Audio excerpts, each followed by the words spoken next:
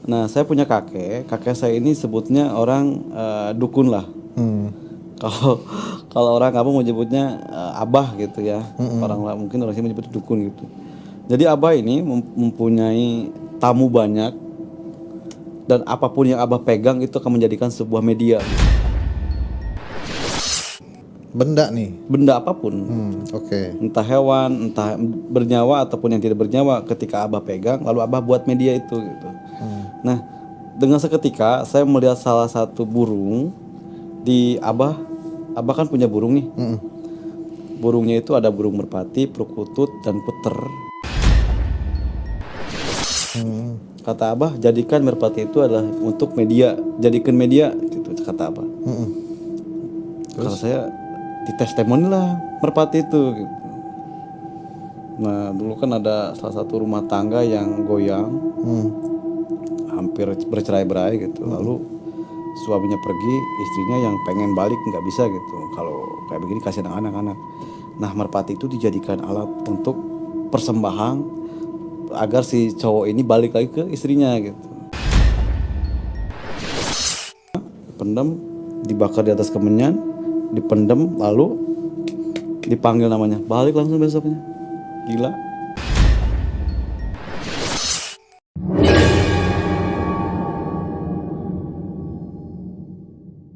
Assalamualaikum warahmatullahi wabarakatuh. Dan tema kita malam hari ini yaitu pelet merpati ahlinya memikat hati. Ini bisa dibilang pelet yang baru kita dengar ya sama-sama ya teman-teman kumis di rumah.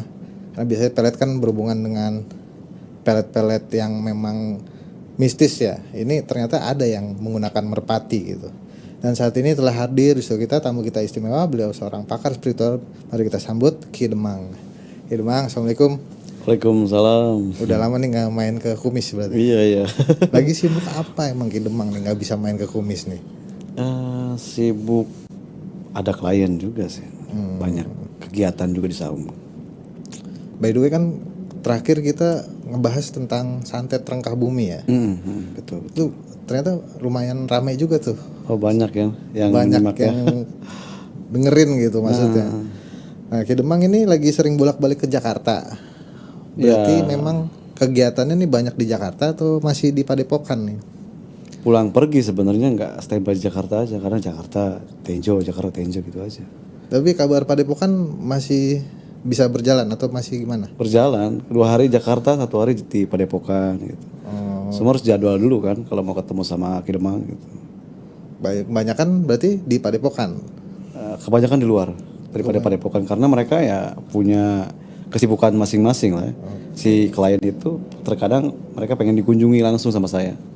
Paling jauh klien dari mana Ki? Luar negeri kah atau dalam negeri? Dalam negerinya ya ada di Aceh, Jambi, Bengkulu. Luar negerinya ya sampai ke Norway, sampai ke Norway. Iya. Norwegia, England, Belanda juga ada, Amsterdam. Ini jarak jauh atau Ki Demang kesana nih? Jarak jauh. Saya belum mengambil untuk kesana gitu. Belum bisa bertemu face to face. Banyak kegiatan kan di sini, ritual-ritual juga di Padepokan. Dan itu orang kita yang di luar negeri atau orang luar negeri? Jadi mereka itu kayak pembantunya orang kita nih. Ini majikannya ada problem, dia kesampaikan ke majikannya seperti itu. Terus majikannya tertarik gitu, mau coba caranya dari Ki Demang gitu. Tapi lebih kencang di sana, Bang. Kalau berbicara sebuah syariat ya, Indonesia dengan luar Eropa, mereka menyebutnya penyihir Indonesia itu is the best. Penyihir. Tapi gimana kalau ada statement tuh yang saya tahu ilmu beginian nih nggak bisa nyebrang laut gitu, itu gimana menurut Ki Demang? Bisa. Yang nggak bisa itu tidak memahami kultur doang. Oh gitu, maksudnya orang sono nggak paham kultur kita gitu ya? Bisa kok, semua bisa. Keilmuan apapun itu bisa. Saya sih sebenarnya agak kepo nih sama kesibukan Ki Demang nih, kalau nggak Padepokan, Jakarta, kan selalu di dunia permistisan nih. Iya. Ki Demang kalau kesehariannya ngapain sih selain di dunia permistisan gitu?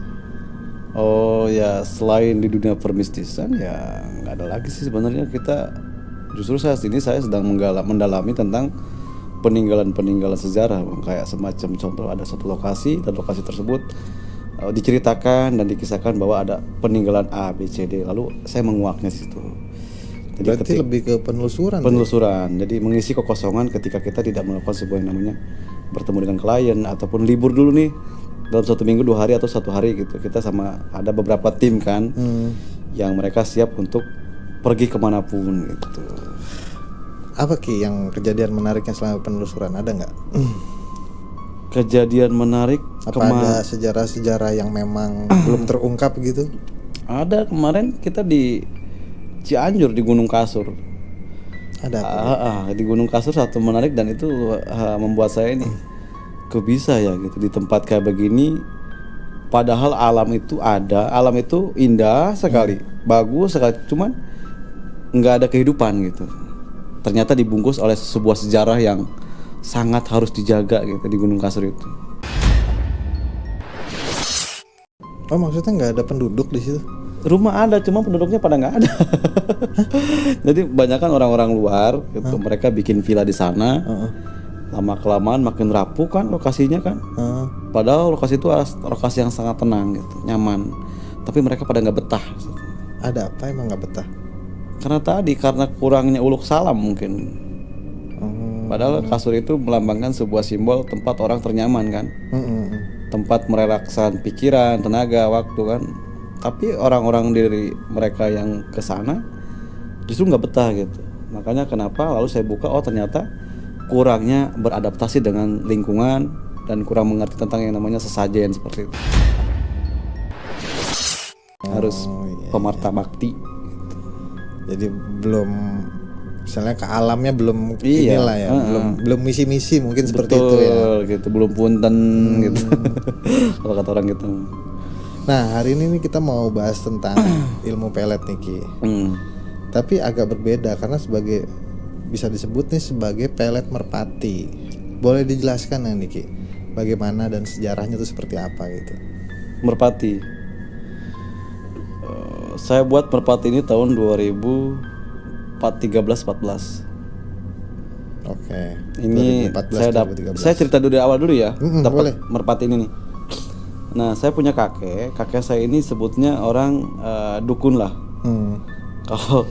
Kalau orang kampung menyebutnya abah gitu ya. Mungkin orang sini menyebut dukun gitu. Jadi abah ini mempunyai tamu banyak dan apapun yang abah pegang itu akan menjadikan sebuah media gitu. Benda nih. Benda apapun. Oke. Entah hewan, entah bernyawa ataupun yang tidak bernyawa, ketika abah pegang lalu abah buat media itu gitu. Nah, dengan seketika saya melihat salah satu burung di abah kan punya burung nih. Burungnya itu ada burung merpati, perkutut dan kuter. Cikukur berapa lagi tuh? Kata saya kurang tahu. Burung peliharaan lah ya. Burung peliharaan lah gitu. Nah, saya tertuju ke merpati, Bang. Kata abah, jadikan merpati itu adalah untuk media, jadikan media gitu kata abah. Kalau saya ditestimoni lah merpati itu gitu. Nah dulu kan ada salah satu rumah tangga yang goyang, hampir bercerai-berai gitu. Lalu suaminya pergi, istrinya yang pengen balik nggak bisa gitu. Kalau kayak begini kasihan anak-anak.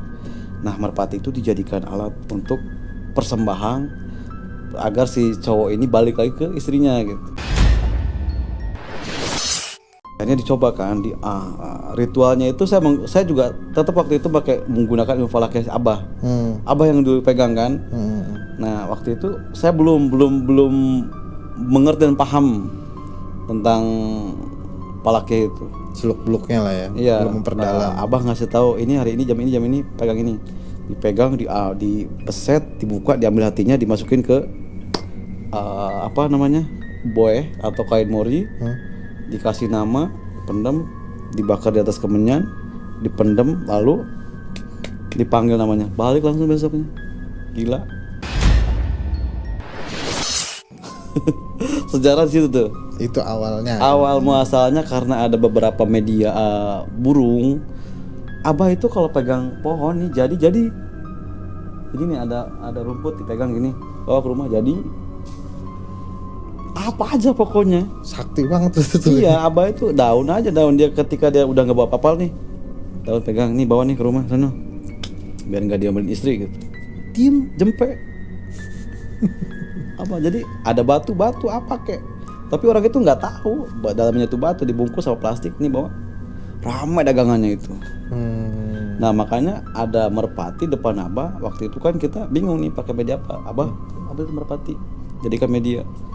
Setelah saya pikir-pikir, iya juga ya, merpati itu kan melambangkan sesuatu yang bersifat memberikan pesan gitu. Jadi dibuntel, dipeces gitu kan, pergi gitu. Nah dengan seketika saya terkagum sama Abah, lalu saya mintalah, Bah menang teh ijazah gitu, ijazah ini gitu, Bah. Ya udah pakai katanya. Lalu dikasih lah ini amalan-amalannya gitu, kata sandinya ini. Setelah digunakan Bang, iya bener. Itu saya sendiri yang ikut soalnya. Oh gitu. Langsung besok ke bawa kambing 3 kan dipotong cret gitu. Nadar dianya. Tapi apa bedanya nih pelet merpati dengan pelet-pelet lainnya gitu? Oh beda banget. Kalau berbicara media yang paling ampuh itu, media ya, kita berbicara media bukan keilmuan. Media apa? Saya baru menemukan media yang seampuh itu. Biasanya kan ada jeda gitu. Ada 1 minggu, 2 minggu baru ada respon gitu kepada organ orang itu ya. Tetapi ternyata menggunakan hati merpati itu sangat kencang sekali gitu. Jadi dia itu kayak kasih target gitu. Tetapi kan di situ ada yang terpenting itu adalah kata sandinya gitu kepada si hati. Wah, dat. Dengan seketika si target itu kayak nggak bisa lepas. Itu pulang dari suaminya, padahal jauh Bang, dari Lampung. Istrinya tetangga kampung, suaminya orang Lampung. Dan nggak mau cerai, akhirnya datang ke Abah kan. Nah waktu itu kan saya selalu ikut Abah gitu. Sama Abah cuman ambil merpati di jam waktu yang udah mau subuh ya, ambil seret gitu, kirain saya mau potong apa gitu. Bahkan bekasnya pun nggak boleh kita makan gitu, dibuang aja, dikubur. Gitu sakti bener itu. Saya wah baru kali ini saya nih. Berarti asal muasal sejarahnya Ki Demang sendiri ini dapat ilmu turunan ya dari Abah ini. Dari Abah. Diajarin pelet ilmu merpati ini gitu. Tapi memang berarti memang yang sangat berbeda dari segi ritual dan mantranya dan medianya itu sangat berbeda nih. Iya. Kenapa harus merpati? Apakah itu cuman melambangkan pesan gitu, ataukah merpati itu melambangkan kesetiaan atau gimana? Ada ke situ nggak filosofinya gitu? Ada. Kalau kita berbicara kesetiaan, merpati adalah lambang kesetiaan. Cinta berpesan sangat sekali dipakai merpati itu. Burung yang sangat dipakai kan.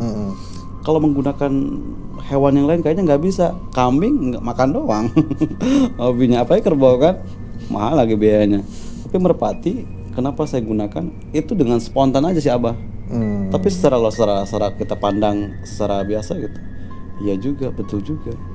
Merpati selalu digunakan dari zaman dulu kan, menggunakan pengantar pesan seperti itu. Dan ada juga yang mengencam. Kenapa? Karena ini adalah sebuah ritual yang mau tidak mau digunakan seperti itu. Ini bukan untuk ajang kehebatan, tapi orang ini sudah dalam kondisi kritis gitu. Dia kalau tidak seperti ini maka hidupnya akan hancur. Dia kalau tidak seperti ini maka dia sama aja gitu, bunuh diri kan gitu. Ya udah, kita gunakan media itu gitu. Merpati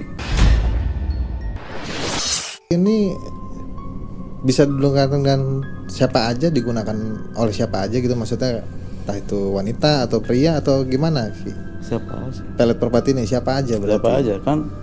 Contoh nih, kalau kan suka ada tuh, saya suka nerima konsultasi itu cowok sama cowok, sama cewek gitu kan. Oh, sesama gitu. Iya, sama jenis tuh. Terus?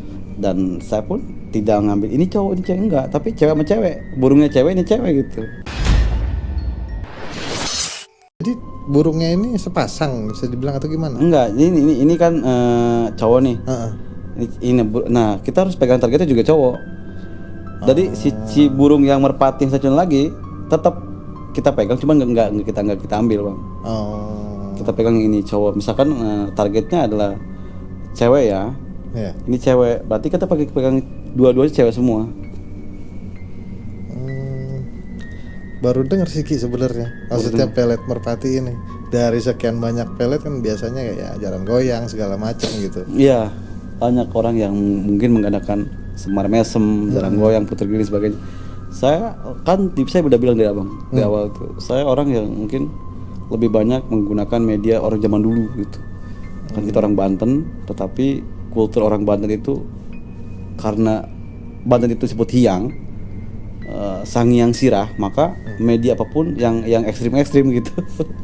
Media-medianya. Tapi memang banyak ya keilmuan itu dari Banten ya Ki ya. Bisa dibilang kayak gitu. Banyak. Memang asal muasal pelet sendiri ada nggak emang yang asli Banten banget tuh seperti apa gitu?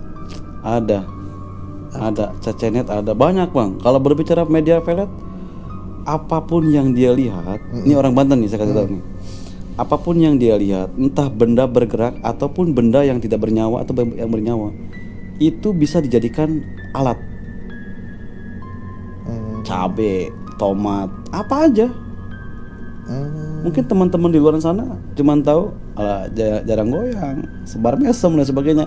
Itu kan sudah ada di beberapa artikel Google. Tapi kami punya tradisi yang mana apa yang kita pegang, apa yang kita sentuh itu akan menjadikan alat media untuk kepada target. Tuh.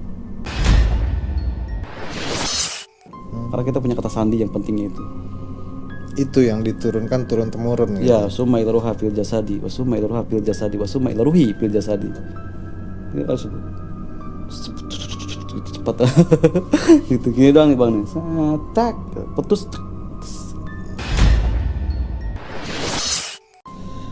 Tapi itu bukan buat orang biasa ya Ki ya. Bukan. Kalau misalnya orang biasa ngomong begitu ya nggak akan terjadi apa-apa mungkin ya. Betul. Masih ada keilmuan yang lain yang harus didalemin kan. Betul.